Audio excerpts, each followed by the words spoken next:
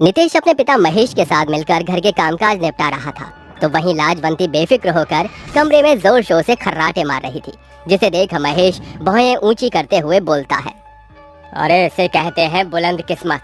घर के पुरुष चाकरी में लगे हैं और ये आलसी लुगाई देर सवेर आराम फरमा रही हैं।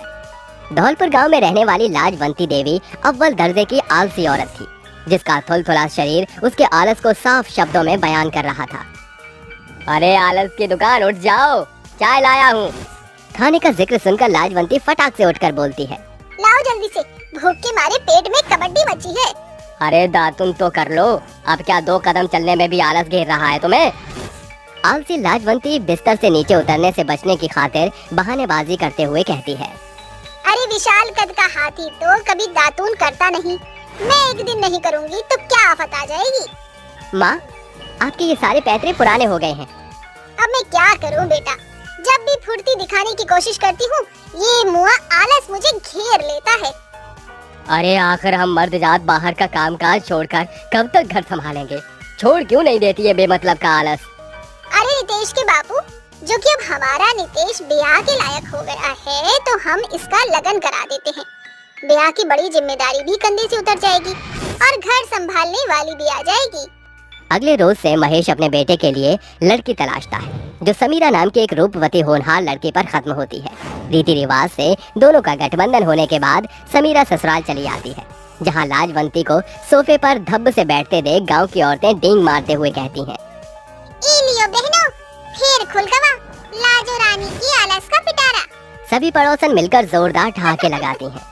अरे आलसी औरत, पसरना बाद में, आगे जाकर बहू की आरती उतारकर गृह प्रवेश तो कराओ। क्या करूं, आलस के मारे सोफे से सरकने का मन ही नहीं कर रहा। अरे मेरे अर्धनारीश्वर, बहू का स्वागत मैं करूं या तुम? बात तो एक बराबर ही है ना। प्राणनाथ, तुम ही करकरा कर निपटा डालो। हाँ, कर भी क्या सकता हूँ। बहू, दाहिने पैर से कलश को गिराकर गृह प्रवेश करो।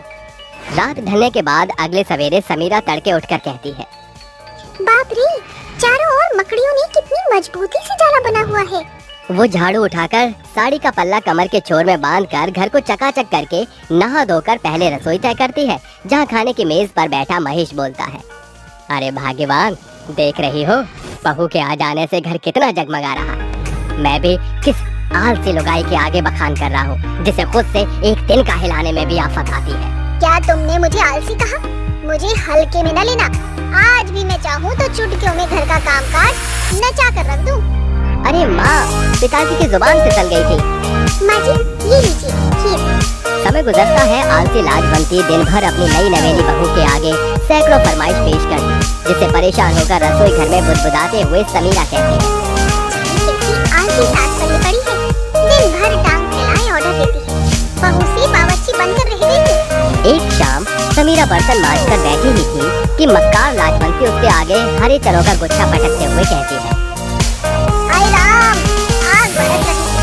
माँ जी, ये क्या? अरे बहू, इन बंद कलियों में चने भरे हैं, एकदम ताजे, इन्हें निकालकर सब्जी बनाना है।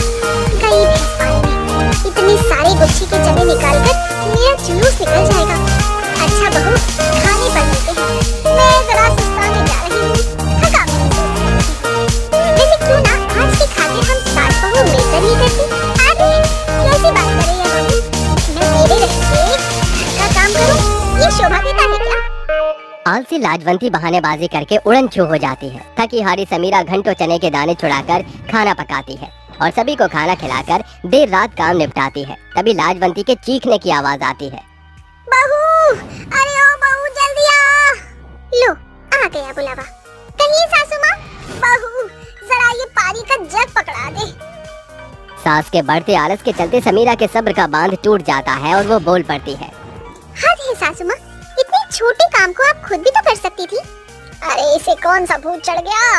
अब क्या करूँ बहू, बुढ़ापे का शरीर होता जा रहा है ना। माँ जी, अभी आपने उम्र की 50वीं सीढ़ी भी नहीं चढ़ी और इतना आलस। अरे मैं तेरी सास हूँ, मेरा हुक्म मानना तेरा धर्म है। माँ जी, मैं आपके भले के वास्ते ही समझा रही हूँ, ज्यादा आलस शरीर में सैकड़ों बीमारियाँ पैदा करता है। आलसी लाजवंती को अपनी बहू की बातें फर्जी जान पड़ती हैं, जिसके चलते उसके कानों पर जूं तक नहीं रेंगती। गुजरते दिनों के साथ लाजवंती सिर्फ खाया और सोया करती एक सवेरे उसे जमीन पर गिरता देख समीरा घबराहट के साथ दौड़ती है। नितेश जी, बाबूजी, जल्दी आइए। सभी फौरन लाजवंती को अस्पताल में भर्ती कराते हैं, जहां डॉक्टर कई टेस्ट करके बताता है। देखिए, इनके आलस के चलते इन्हें एक साथ कई बीमारियों ने जकड़ लिया है। इन्हें हाई ब्लड प्रेशर एंड इनका कोलेस्ट्रॉल बहुत ज्यादा बढ़ा हुआ है। इनकी बॉडी में मेटाबॉलिज्म भी बहुत है। ऐसा तभी होता है जब इंसान कामकाज से दूरी बना चुका है। आपको इनके तले भुने खाने पर कंट्रोल करना होगा और इन्हें डेली बेसिस पर वर्कआउट और एक्सरसाइज करवाना पड़ेगा। डॉक्टर की बातों को ध्यान में रखकर समीरा अपनी सास का खास ख्याल रखती है। माँ जी, ये देखिए, मैंने आपकी सेहत को ध्यान में रखते हुए आपके लिए ये दली की खिचड़ी बनाई है। चलिए, मुँह खोलिए। बहू की देखभाल देखकर लाजवंती की आंखों से आंसू उमड़ पड़ते हैं। माँ जी, चुप हो जाइए। जब आप इस बीमारी के बिछौने से उठ जाएंगी, आपको ये सादा खाना नहीं खाना पड़ेगा। मेरे आलस के चलते आज मुझे भुगतना पड़ रहा है। काश उस दिन मैंने तेरी बातों पर गौर किया होता, तो आज इस बीमारी की जकड़न में न होती। माँ जी, वो कहावत तो आपने सुनी जरूर होगी ना, कि देर आई दुरुस्त आई। समीरा खाना खिलाकर बीमार सास को आहिस्ते से लेटाकर कामों में लग जाती है और सांझ होते ही कहती है, माँ जी उठिए, आज आपको मेरे साथ बाजार चलना है। अरे बहू, अभी मेरे शरीर में काबू नहीं चल रहा। माँ जी, मेरी खातिर कोशिश तो करिए। दोनों पैदल बाजार रवाना हो जाते हैं, जहाँ लाजवंती खुश मिजाज होकर कहती है, आज जीवन में पहली दफा मीलों की दूरी पैदल तय की है। तेरे साथ रास्ते का पता ही नहीं चला। माँ जी, पैदल चलना आपकी सेहत की खातिर अच्छा है। रात में समीरा सारा कामकाज खत्म करके सोती है और सुबह 5 बजे उठकर कहती है, माँ जी उठिए, ये वक्त आपके व्यायाम का है। अरे बहू, इतने भोर सवेरे क्या आन पड़ी है व्यायाम की। माँ जी, सवेरे की 5 बजे की हवा एकदम स्वच्छ होती है। इस पहर में की जाने वाली व्यायाम औषधि का काम करेगी। लाजवंती को नहलाना धुलाना, उसके खान पान इत्यादि की देख रेख से समीरा का भरसक प्रयास हर दिन के साथ सफल होता दिखाई पड़ता है, जिसे देखते हुए औरतें एक टोली में बतियाते हुए कहती हैं, अरे लाजवंती के तो भाग्य ही संवर गए, जो उसे बहू के रूप में बेटी मिली है। एकदम सच बोलती हो। अरे आज के घोर कलयुग के जमाने में अपन कोप के जना औलाद बीमार अम्मा के बाहर निकाल फेंकत है, मगर लाजी रानी की बहुरिया एकदम सीता की छवि है। सामने से आ रही लाजवंती ये बातें सुनकर घर लौटकर किचन में अपनी बहू का हाथ बटाने लगती है। माँ जी, ये क्या, घर का चूल्हा चौका करने के लिए मैं हूँ ना। अरे अब मैं भली चंगी हूँ। क्या तू चाहती है कि फिर से मैं वो कड़वी बेबाक गोलियां खाऊं जो मेरे हलक से नहीं उतरती? माँ जी, ऐसा ना कहिए। लाख मुद्दत बाद तेरी सास ने आलस की जंजीर तोड़ी है। काम काज करूंगी तो शरीर में खून का दौड़ा चलता रहेगा और उससे आलस कोसों दूर रहेगा। इस तरह अंत में लाजवंती आलस का चोला उतार फेंकती है और सालों पहले की तरह फुर्ती से अपने बहू के साथ मिलकर कामकाज करती है।